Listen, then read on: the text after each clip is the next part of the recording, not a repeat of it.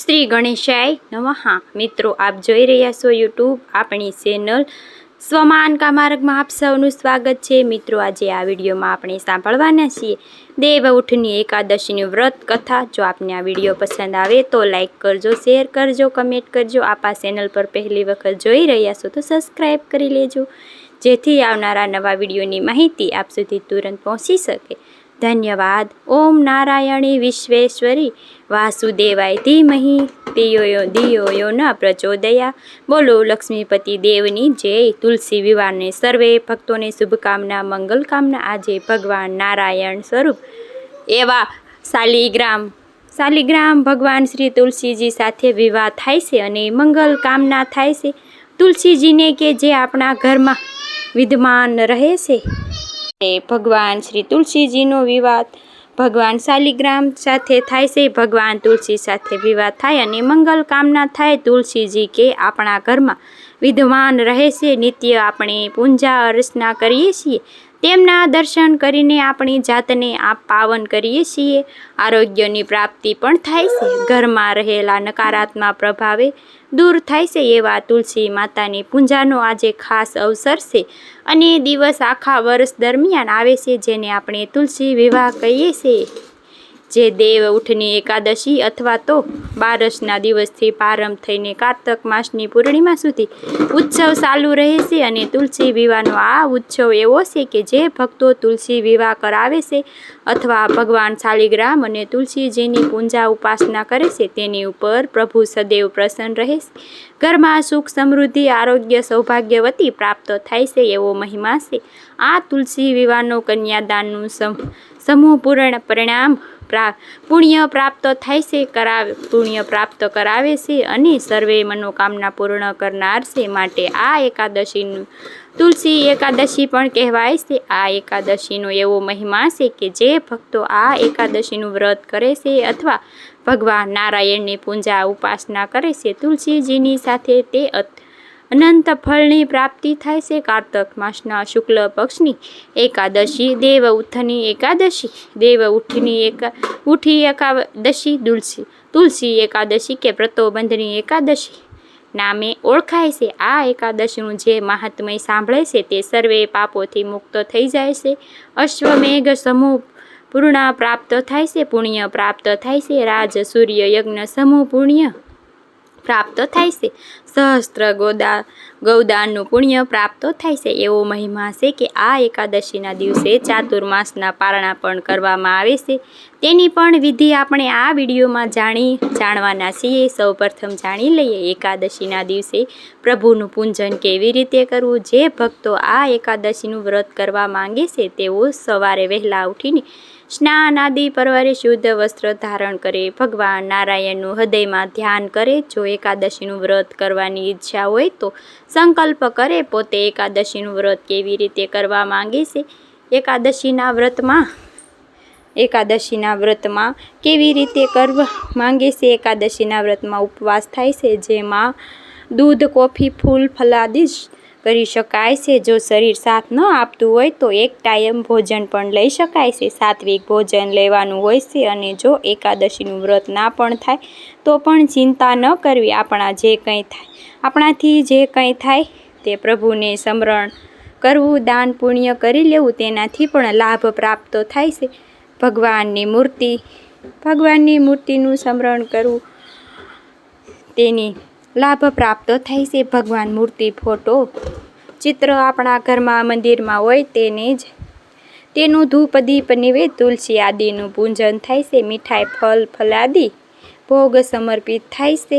ગાય માતાની સેવા થાય છે, ગાય માતાને ભોજન કરાવાય છે। પશુ પક્ષીને દાન શણની વ્યવસ્થા કરાય છે। જરૂરિયાતમંદને દાન અવશ્ય કરવું, કારણ કે ચાતુર્માસના પારણા છે। જરૂરિયાતમંદને દાન પુણ્ય અવશ્ય કરવું। ચાતુર્માસના પારણા જે કંઈ આપણે દાનનો સંકલ્પ કર્યો હોય તે કંઈક આગળ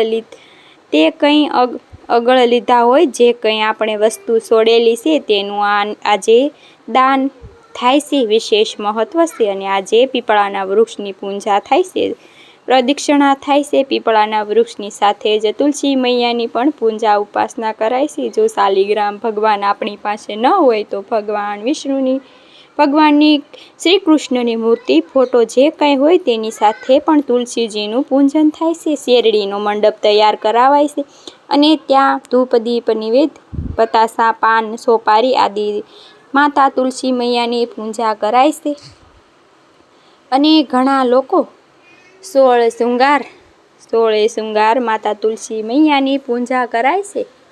તુલસી મૈયાની પૂજા કરાય છે અને ભગવાનની ઉપાસના કરાય છે. ભગવાન તુલસી મૈયાની પૂજા કરાય છે અને ઘણા ભક્તો જરૂરિયાતમંદની સામગ્રી ભેટ પણ આપે છે. બીજા દિવસે જરૂરિયાત મહિલા અથવા તો મંદિરમાં દાન કરે છે. જેની શ્રદ્ધા જે પ્રમાણે તુલસી વિવાહ સાદી સરળ રીતે ઘરે પણ કરી શકાય છે. વૈષ્ણવ મંદિરમાં પણ થાય છે અને આ રીતે પૂજન કરીને એકાદશીનું વ્રત મહાત્મય સંભળાય છે. આવો આપણે સાંભળીએ દેવઉઠની 11ના મહાત્મય વિશે. બોલો ભગવાન લક્ષ્મીપતિ નારાયણની જય.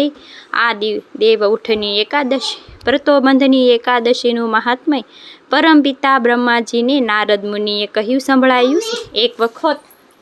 એક વખત બ્રહ્માજી કહે છે કે હે પરમપિતા, દેવ ઉઠે છે ત્યારે કઈ એકાદશીનું વ્રત કરાય? દેવઉઠની એકાદશી કેમ કહે છે? દેવઉઠની એકાદશી બ્રહ્માજી નારદજીને કહી. એકાદશીનું મહત્વ. ચાતુર્માસ દરમિયાન જે ભક્તો નારાયણ પોઢે છે, યોગ નિદ્રામાં તેઓ જાગે છે, કઈ રીતે કરી શકાય, પૂજા થાય અને જે ચાતુર્માસ છે તેના પારણા કેવી રીતે થાય? એકાદશીનું મહત્વ મને સંભળાવો. આ સંભળાવીને બ્રહ્માજી કહે છે કે હે મુનિશ્રેષ્ઠ, હવે તમે પાપને નષ્ટ કરવા માટે તથા પુણ્ય અને ભક્તિ દેનારી વ્રતોબંધની એકાદશીનું મહાત્મ્ય સંભળાવો. ભાગીરથી ગંગા મનુષ્યએ ત્યારે જ ફળ આપે છે જ્યાં સુધી કાર્તિક માસની વ્રતોબંધની ઉઠની એકાદશી આવતી નથી. તીર્થ, નદી, સમુદ્ર આદિ ત્યાં સુધી ફળ આપે છે જ્યાં સુધી વ્રતોબંધની એકાદશી આવતી નથી. કાર્તિક માસના શુક્લ પક્ષની જે વ્રતોબંધનું વ્રત કરે છે, 1 સહસ્ત્ર અક્ષમેઘ સૌરાજસુ યજ્ઞનું ફળ બરાબર પુણ્ય આપે છે. આ સાંભળીને નારદજી કહે છે કે હે પિતામહ, એક સંધ્યા ભોજન કરાવવાથી, રાત્રિના સમયે ભોજન કરવાથી તથા આખો દિવસ ઉપવાસ કરવાનું ફળ મળે છે. તમે મને સમજાવો. ત્યારે બ્રહ્માજી કહે છે કે હે નારદ, એક સંધ્યાએ ભોજન કરવાથી 1 જન્મનું તથા 1 રાત્રિમાં ભોજન કરવાથી 7 જન્મના સમસ્ત પાપ નષ્ટ થાય છે. જે વસ્તુ ત્રિલોકમાં મળતું દૃષ્ટપ્રિય જે વસ્તુ વ્રતોબંધની એકાદશી વ્રતના પ્રભાવથી પ્રાપ્ત થઈ જાય છે તથા સુમેરુ પર્વત સમાન કઠિન પાપ ક્ષણ માત્રમાં જ નષ્ટ થઈ જાય છે અને જન્મોપૂર્વક જન્મના કરેલી ખરાબ કર્મોની વ્રતોબંધની એકાદશીનું વ્રત ક્ષણભરમાં જ નષ્ટ કરાય છે. મનુષ્ય પોતાના સ્વભાવને અનુસાર આ એકાદશીનું વ્રત કરે છે અને તેનું પુણ્ય પ્રાપ્ત કરે છે. બ્રહ્મા આગળ કહે છે કે મનુષ્ય શ્રદ્ધાપૂર્વક થોડું પણ પુણ્ય કરે છે તે પુણ્ય પર્વત સમાન અટલ હોય છે. તે પોતાના હૃદયના અંદર જ એવું ધ્યાન કરે છે કે વ્રતોબંધની એકાદશીનું વ્રત કરીશ તેના 100 જન્મનો પાપ નષ્ટ થઈ જાય છે. જે મનુષ્ય વ્રતોબંધની એકાદશીનું રાત્રિ જાગરણ કરે છે એમની વીતેલી તથાવનારી પેઢી વિષ્ણુ લોકમાં જઈને વાસ કરે છે અને સર્વમાં જઈને સુખ ભોગવે છે. બ્રહ્મા હત્યા આદિ મહાન પાપ પણ વ્રતોબંધની એકાદશીના દિવસે રાત્રિએ જાગરણ કરવાથી નષ્ટ થાય છે. સમસ્ત તીર્થોમાં જવાની તથા ગાય, સ્વર, ભૂમિ આદિનું દાન ફળ કાર્તિક માસના શુક્લ પક્ષની વ્રતોબંધની એકાદશી રાત્રિના જાગરણ બરાબર છે.